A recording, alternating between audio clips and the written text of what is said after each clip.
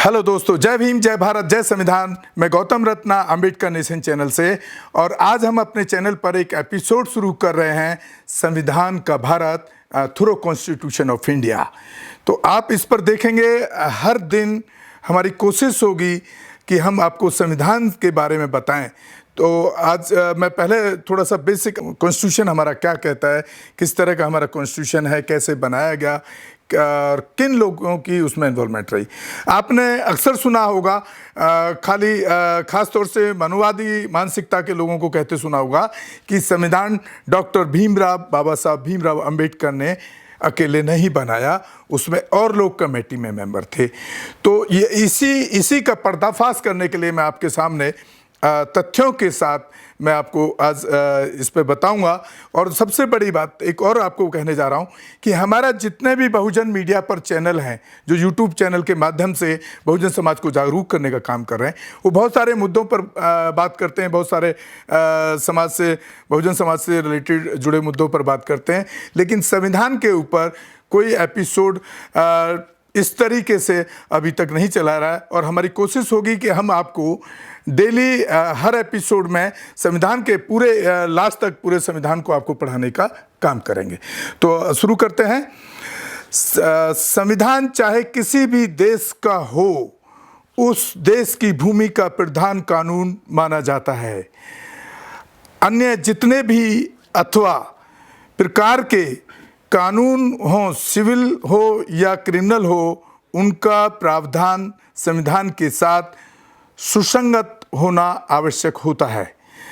भारतवर्ष में स्वतंत्र होने से पूर्व ही 2 सितंबर 1946 को अंतरिम सरकार का गठन हुआ, जिसके प्रधानमंत्री जवाहरलाल नेहरू बनाए गए। डॉक्टर अंबेडकर ने कानून मंत्री का पद संभाला। लॉर्ड माउंटबेटन योजना के अनुसार संविधान निर्माण के लिए संविधान सभा का गठन हुआ।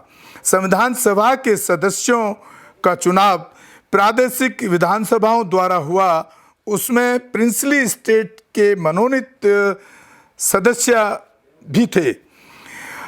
सर्वप्रथम डॉक्टर भीमराव अंबेडकर अविभाजित बंगाल से चुनकर संविधान सभा में आए थे, लेकिन 15 अगस्त 1947 को देश स्वतंत्र हुआ और बंगाल का भी विभाजन हो गया, और डॉक्टर BR अम्बेडकर का निर्वाचन क्षेत्र पूर्वी पाकिस्तान में चला गया।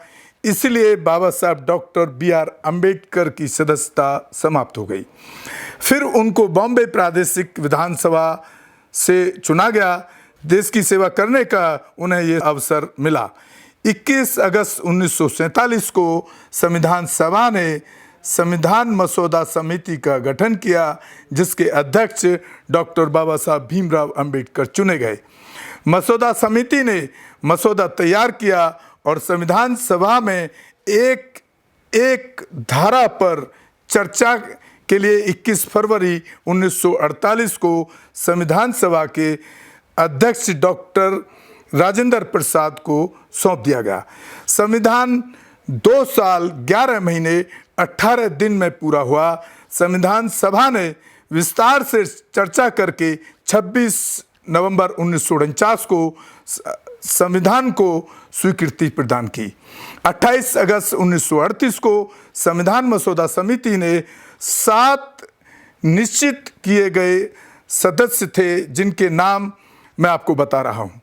डॉक्टर बाबा साहब भीमराव अंबेडकर अध्यक्ष, माननीय Alladi Krishnaswami Ayyar and doctor KM Munshi, माननीय N गोपाल स्वामी अयंगर, माननीय सैयद मोहम्मद सैदुल्ला, माननीय BL मित्तर, और 7वें माननीय DP खेतान। तो इस संविधान में संविधान सभा के प्रमुख सदस्य TT कृष्णामाचारी ने 5 नवंबर 1948 को अपने उद्गार व्यक्त करते हुए कहा था, महोदय, मैं सभा के उन लोगों में से एक हूं जिन्होंने डॉक्टर BR अम्बेडकर को बड़े ध्यान से सुना है। मैं उनके उत्साह तथा उस कार्य की मात्रा से परिचित हूँ जो उन्हें इस संविधान का मसौदा बनाने में करना पड़ा।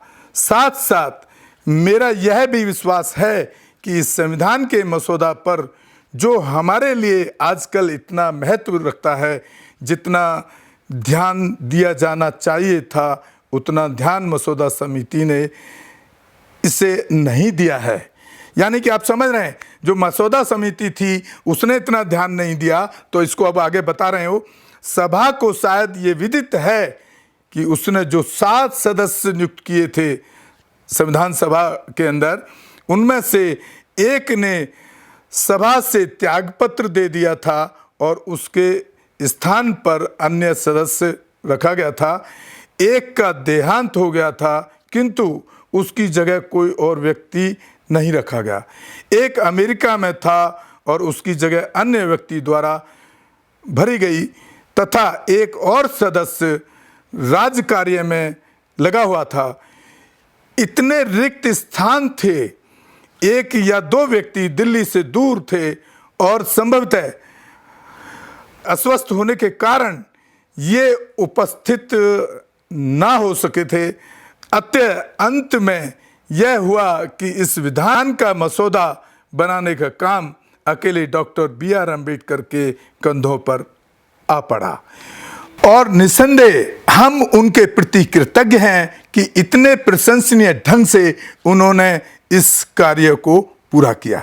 तो दोस्तों, आप खुद ही उनके एक सदस्य पूरा बता रहे हैं कि बाबा साहब भीमराव अंबेडकर ने संविधान किस तरह से अकेले बनाया। तो ये उन लोगों के लिए एक जवाब है जो कहीं ना कहीं आज भी मनुस्मृति मानसिकता से देश को चलाना चाहते हैं, या मनुस्मृति मानसिकता के ढंग से सोचते हैं, क्योंकि बाबा साहब जो है एक उस टाइम बैकवर्ड समाज में पैदा हुए, जिसकी वजह से वो बाबा साहब भीमराव अंबेडकर को एक्सेप्ट नहीं करते हैं।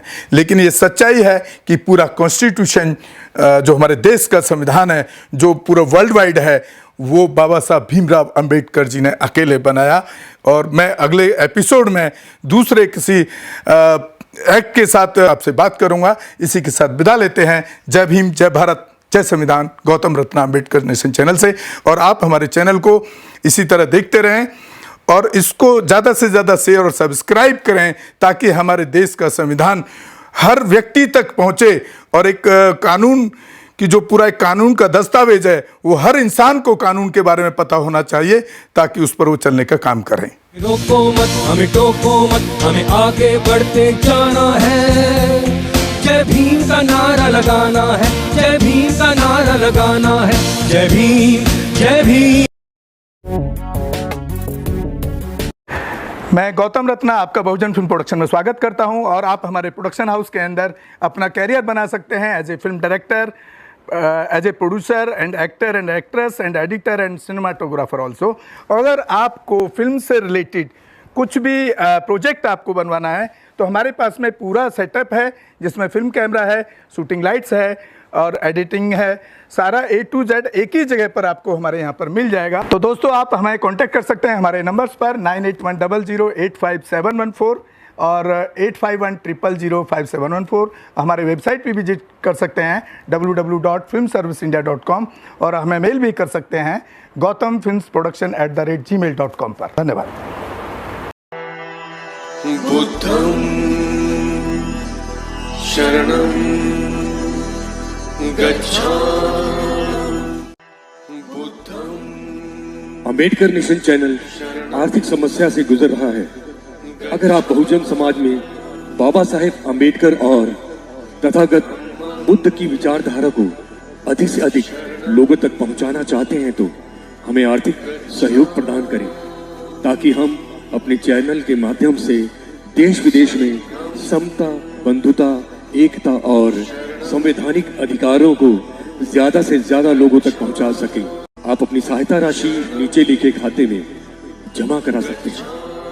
खाता धारक गौतम रत्न, खाता संख्या 316957686551, IFSC कोड SBIN 0060336, बैंक भारतीय स्टेट बैंक।